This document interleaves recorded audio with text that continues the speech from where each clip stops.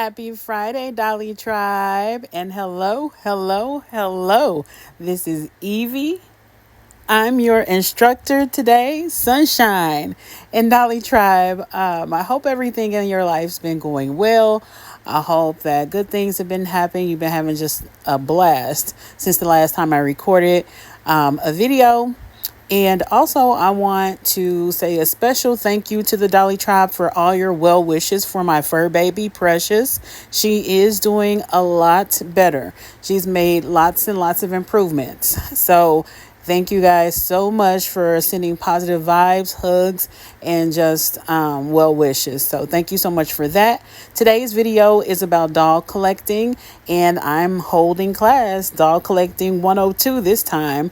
Last time it was doll collecting 101, how to make a mini me. This time it is doll collecting 102, tools for beginners for doll collecting. So just kind of things that you'll need to start yourself off in doll collecting. So if I miss anything in this video, Dolly Tribe, make sure to put it in the comments below. So we are going to get into the basics that you need for doll collecting as far as tools and accessories go. So let's just get started. Dolly Tribe, this list is in no particular order. I'm just going to list everything out. And these are just things I think every beginning doll enthusiast needs to have. The first is detail scissors. That also includes regular scissors, fabric scissors, craft scissors, however you want to look at it, whatever scissors that you like to add that you think that would be a good thing with helping with your dolls, because sometimes you're going to need to snip them out of their boxes, trim their hair, and different things like that. The next thing that I have on my list is an X-Acto knife, and that also includes box cutter. So if you're underage and you're going to use the X-Acto knife or box cutter, please do it with your parents, monitoring you so that you won't get hurt. And then these things allow you to craft with dioramas and just make different things for your dolls. So I think this is a good investment. The next thing that we have on our list are the different type of glues that you will need when starting to begin your doll collecting, and that would be tacky glue, Mod Podge, super glue, E6000, wood glue, glue sticks, also glue dots, just different glues like that, because you'll be wanting to do some crafting for your dolls. You're not just going to want, whether you just have them in a box or whatever, you're still going to eventually end up crafting something that you'll want to display with your dolls. And then also with glue dots, for those of you who unbox dolls, glue dots are great, in my opinion, to use when you want your doll to hold something. There are other alternatives that I'll get to in this list, but I like glue dots when having my dolls hold accessories. The next item on the list is 100% pure acetone. If you are going to end up doing anything with your dolls, as far as repainting their lips or removing their face and drawing a whole different face on them, or even getting rid of mistakes that are made, you will need acetone that will remove any of those type of marks and things of that nature. The next thing you will need is a basic sewing kit. And you will need this because at some point you may need to sew something back on that was done in shipping, your doll being shipped to you, whether you have to close a hole or anything of that nature. You will need a sewing kit. You may even have to sew your doll's scalp back onto her head, which I had to do. So a sewing kit definitely comes in handy. I also want to say magic markers and permanent markers, because sometimes they come in metallics and things, and you can always do things with your dolls with those type of items. Now, this next thing is nail clippers and cuticle cutters, those type of things, and tweezers. All of those things help remove like the little stays on your doll when they're in their packaging. I like to use those more than anything to get rid of the T-ties that are in the back of their head. So they do come in handy. The next items on the list are pliers. Jewelry pliers. That includes needle nose and round nose pliers, different things of this nature. These are very helpful in removing things from your dolls as well. You can also remove T-ties with the like the regular type pliers there. So there's a lot of uses that you can do. You can make jewelry, necklaces, and then make sure that you close the clasp with the pliers and different things of that nature. You'll be wanting to make earrings for your dolls more than likely, and these type of pliers definitely come in handy for that. The next thing, and this is something that in my opinion everybody needs, is a really poofy makeup brush. And I like to use them to dust off my dolls' faces and things. Especially if I'm going to photograph them or what have you. It's easy to throw into a carrying case so you can knock any dust or dirt off your dolls. They had them at the Dollar Tree as well. So also recycling or crafting scraps. You can always reuse scraps and things to either make furnishings or clothes or furnishings or accessories for your dolls. So sometimes you may want to keep some of your recycling or some of your scraps off to the side because they will come in handy. Okay. Next up, we have acrylic paints. And that also goes for paint brushes as well. You'll need paint brushes for the acrylic paint. You can use this to paint anything. If you want to make a doll room, you can paint the room in your favorite color.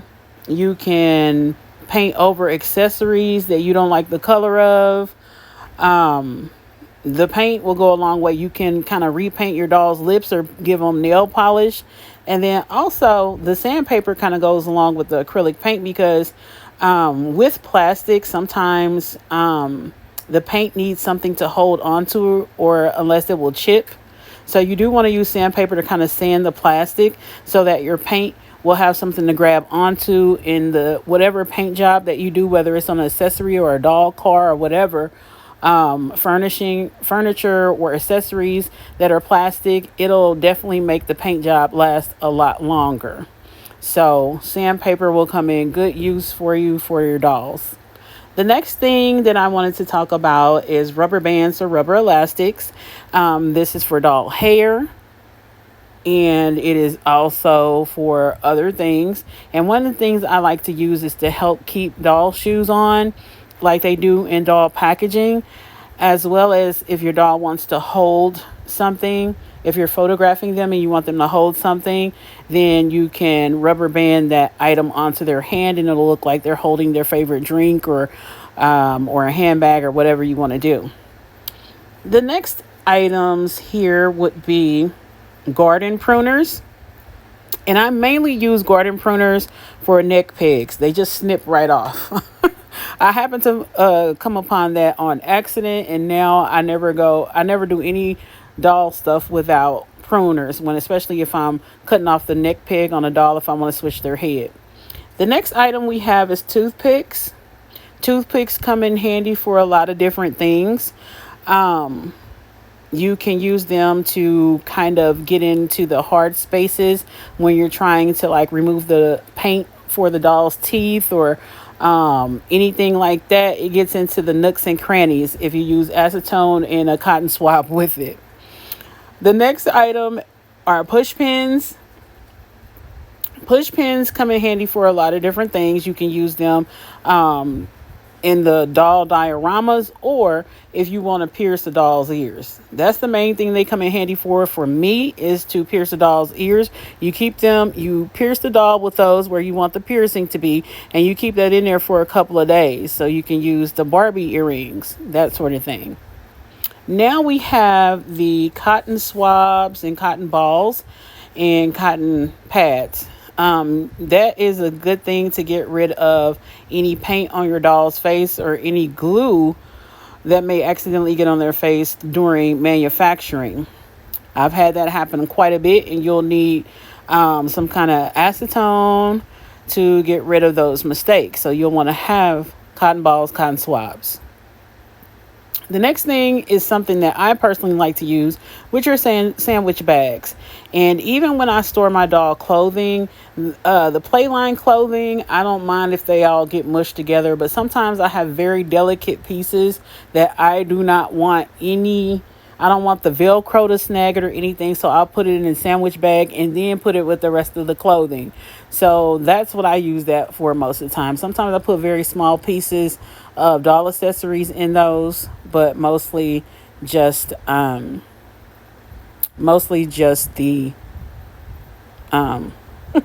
I've lost track. Next, I'm going to move on to the storage containers and totes. I like to put doll shoes, dolls accessories like purses and earrings and bracelets and watches and things in those type of little small containers.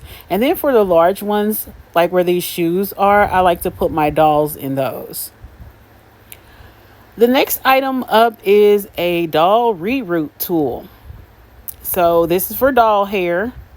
And you put the strands of the doll hair when you buy it, because you don't, you may not like the color that the doll has, but you like the doll's face. So you're going to cut their hair off, and then you're going to put new hair into their plugs in their head. And I'm going to show you a picture of that very soon. And soon is right now. So Dolly Tribe, here is a doll's scalp in case you've never seen it before. And then the little holes or doll plugs, like where you put the hair in. And I was using a reroute tool right here to fill the doll hair in with the plugs. And then this is the result of me doing so, which the doll turned out great. I just used the wrong type of glue. That's a story for another day. So that's the tool that you want to use for that. The next item here is bubble wrap. I also use tissue paper for when I store my dolls. I wrap them up in either bubble wrap or tissue paper, or both, when I put those in those little shoe totes. And I usually can fit like 20 dolls in there too, just so you guys know. Another thing that you'll want as a beginner doll enthusiast is a good duster. Because whether you have your dolls in boxes or what have you, you do want to make sure that your dolls will be able to not have very much dust. When you're keeping house and things, you want to remove that dust as soon as possible. And then we have the sticky or tacky glue. The tacky glue, or poster putty, you'll put that. That helps things stick. Like if you want to mount pictures in your dollhouse or anything like that, that's what that's for. And then the last item that you see there is the pet brush. Now, a lot of doll enthusiasts say the pet brush is the ultimate thing that you want to get for doll hair, but I just like regular combs and brushes, so that's just me personally. Now, here we go into honorable mentions. So you'll want an on-the-go case, whether that be doll packaging that you repurpose or you find a case of your own to take your dolls with you for traveling. Another thing is a doll journal or a scrapbook where you, and this is just a suggestion in case you also want to just memorialize your doll journey.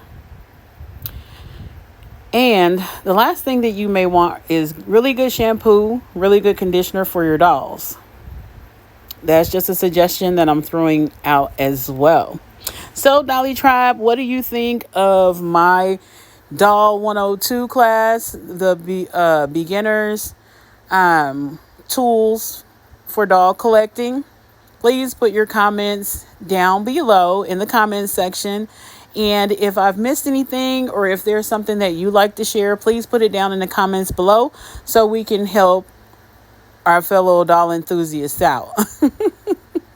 So thank you so much, you guys, for dipping in the dollmosphere with me today. Don't forget to like, comment, share, and subscribe.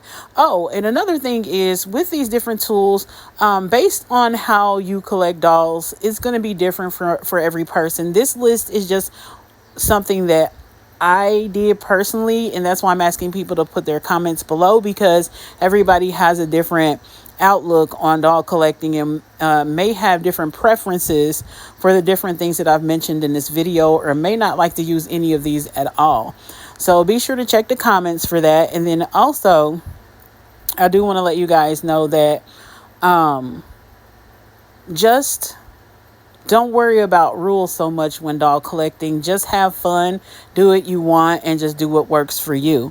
This is just pretty much a suggestion, this list, but it may get somebody off the ground that is just now getting into collecting. I didn't really have that. I just kind of over time just kind of picked up on what other collectors were doing, and I either adopted that or I went my own way with it. So just have fun. And Dolly Tribe, thank you so much for dipping in the Domosphere once again. And don't forget to keep the sunshine in your life. Don't forget to monitor your surroundings, Dolly Tribe. And happy Friday.